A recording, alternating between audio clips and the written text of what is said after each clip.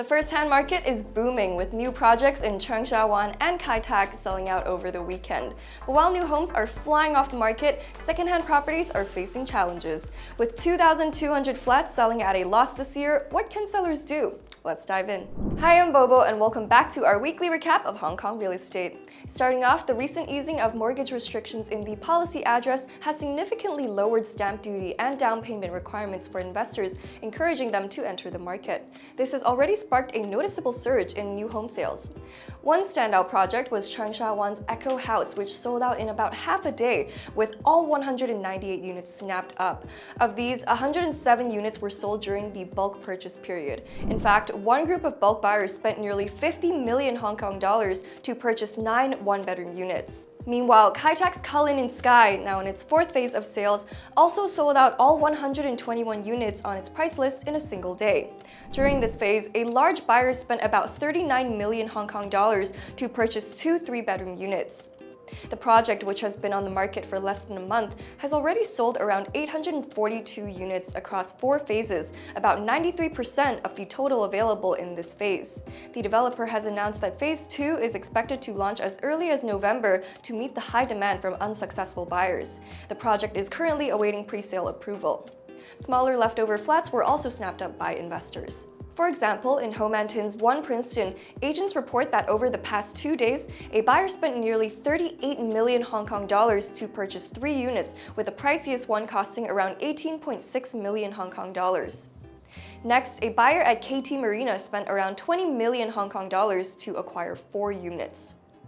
In contrast, Blue Coast 2 at Wong Chuk Hang's MTR station, which entered its second round of sales with 88 units, struggled to gain momentum. Over 2 days, only around 34 flats were sold, less than half of the available units.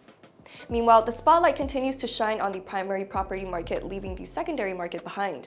According to Hong Kong's 4 biggest real estate agencies, weekend transactions for the city's top 10 blue-chip housing estates dropped slightly by 1 to 2 deals compared to the previous week.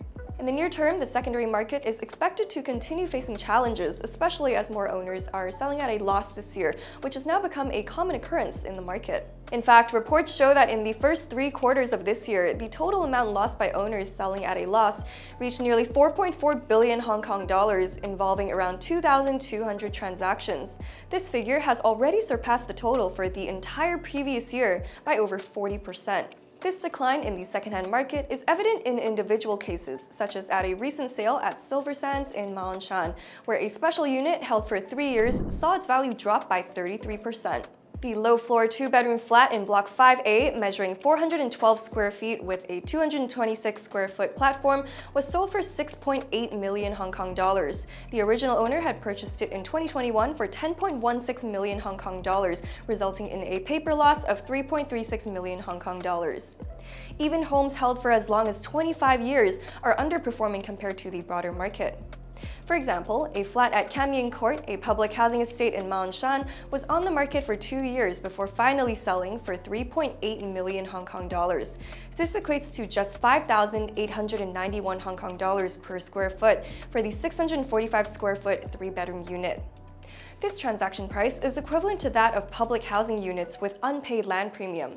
For comparison, the average discounted price per square foot for newly launched public housing units in Ma On Shan over the past 5 years has been around 7,000 Hong Kong dollars. Overall, this downward pressure on prices has contributed to growing pessimism among second-hand property owners about the future market outlook.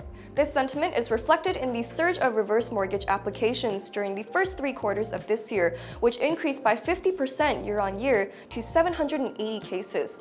According to Raymond Lee, Executive Director and CEO of the Hong Kong Mortgage Corporation, this rise may be driven by concerns over further declines in property prices and a desire among homeowners to secure current values. For more information on the second-hand market, stay till the end of this video for this week's recap of second-hand transactions across each district. That's all for this episode. See you in the next.